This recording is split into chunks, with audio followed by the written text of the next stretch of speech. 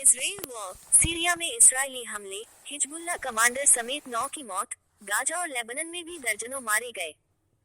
बचाव कर्मियों और अधिकारियों ने रविवार को बताया कि इस्राएल के हवाई हमलों में लेबनान और गाजा में दर्जनों लोग मारे गए।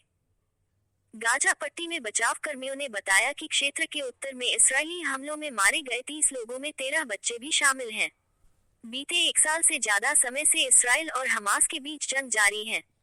वहीं इस युद्ध की लपटें लेबनान और ईरान तक पहुंच चुकी हैं। इस बीच एक बार फिर हमले तेज हो गए हैं। इस्राएल द्वारा गाजा और लेबनान में हमले किए जाने से कई लोग मारे गए हैं। वहीं इस्राएल को अमेरिकी सहायता की समय सीमा का सामना करना पड़ रहा है। दरअसल इस्राएल के मुख्य सैन्य समर्थक संयुक्त राज्य अमेरिका ने 15 अक्टूबर को चेतावनी दी थी कि वह अपनी अरबों डॉलर की सहायता राशि में से कुछ रोक सकता है, जब तक कि इस्राएल 30 दिनों के भीतर गाजा पट्टी में सहायता वितरण में सुधार नहीं करता। ये समय सीमा बुधवार को समाप्त हो रही है।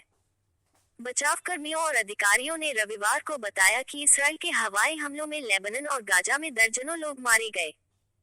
युद्ध निगरानीकर्ता ने बताया कि सीरिया की राजधानी दमिश्क के दक्षिण में एक और हमले में हिजबुल्लाह कमांडर सहित 9 लोग मारे गए।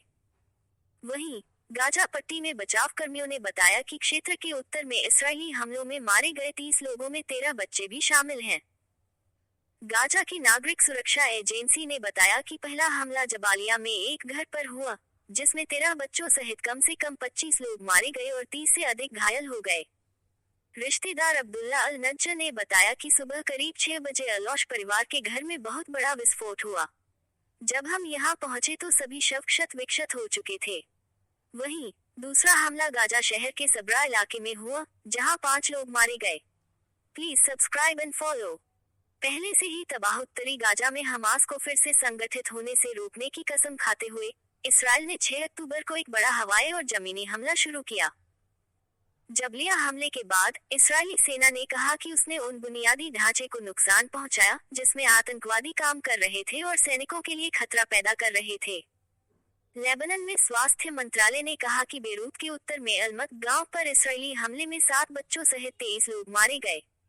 हिजबुल्लाह के सदस्य राइट बेरो ने कहा, मलबे के नीचे केवल बच्चे, बुजुर्ग, पुरुष और महिलाएं हैं। बेरो ने इस्राएल के इन आरोपों का खंडन किया कि नागरिकों के बीच हिजबुल्लाह के सदस्य और हथियार छिपे हुए थे। सहायता में वृद्धि होनी ही चाहिए, अमेरिका। इस्राएल के मुख्य सैन्य समर्थक संयुक्त राज्य अमेरिका ने 15 अक्टूबर को चेतावनी दी थी कि वह अपनी अरबों डॉलर की सहायता राशि में से कुछ रोक सकता है, जब तक कि इस्राएल 30 दिनों के भीतर गाजा पट्टी में सहायता वितरण में सुधार नहीं करता। ये समय सीमा बुधवार को समाप्त हो रही है। उस समय राज्य विभाग के प्रवक्ता मैथ्यू मिलर ने कहा था कि शीर्ष अमेरिकी अधिकारियों ने इस्राएल की सरकार को स्पष्ट कर दिया है कि गाजा में सहायता का स्तर आज के बहुत निम्न स्तर से ऊपर आने के लिए बदलाव किए जाने की आवश्यकता है।